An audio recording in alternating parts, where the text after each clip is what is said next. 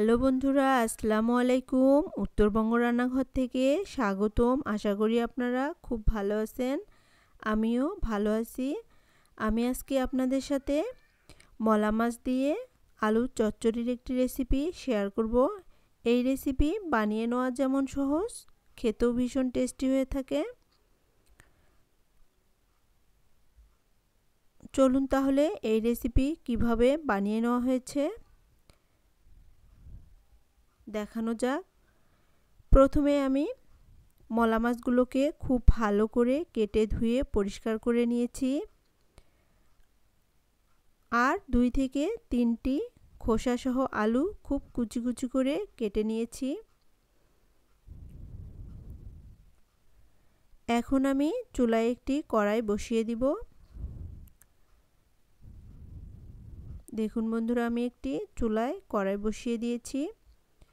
এখন দিয়ে দিব হাফ কাপ পরিমাণ পেঁয়াজ কুচি, আর দিয়ে দিচ্ছি 3 থেকে 4টি কাঁচামরিচ ফালি। যেহেতু ছোট মাছ একটু ঝাল ঝাল হলে খুবই টেস্টি হয়ে থাকে। এখন দিয়ে দিব হাফ চামচ হলুদের গুঁড়ো, হাফ চামচ শুকনা মরিচের গুঁড়ো, হাফ চামচ জিরার গুঁড়ো, হাফ চামচ ধনিয়া গুঁড়ো, আর লবণ দিয়ে দিব স্বাদ মতো। এখানে আমি 1 চামচ লবণ দিয়ে দিচ্ছি।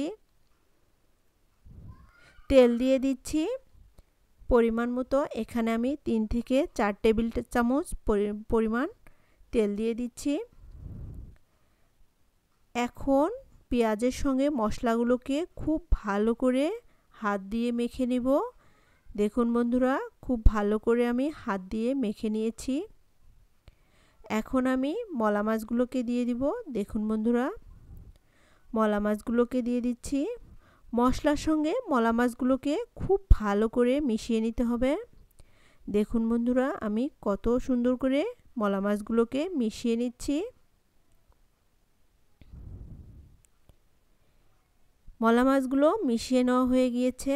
এখন আমি এখানে আলু অ্যাড করে দিব।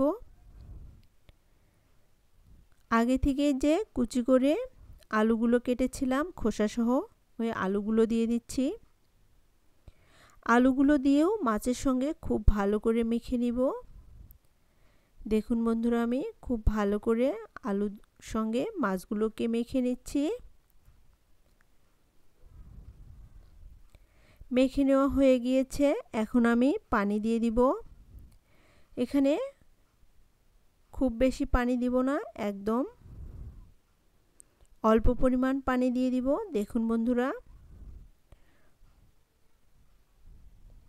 তরকারি একদম রেডি হয়ে গিয়েছে। এখন আমি চুলায় বসিয়ে দিব। 10 মিনিট জাল করার পরে দেখুন বন্ধুরা কেমন হয়েছে।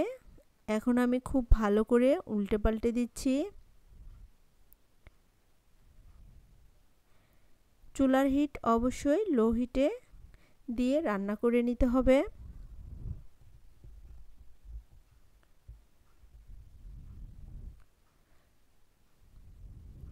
একদম পানি প্রায় শুকিয়ে এসেছে। যেহেতু এটি আমি চচ্চড়ি করব, এজন্য পানি একদম শুকিয়ে ফেলব।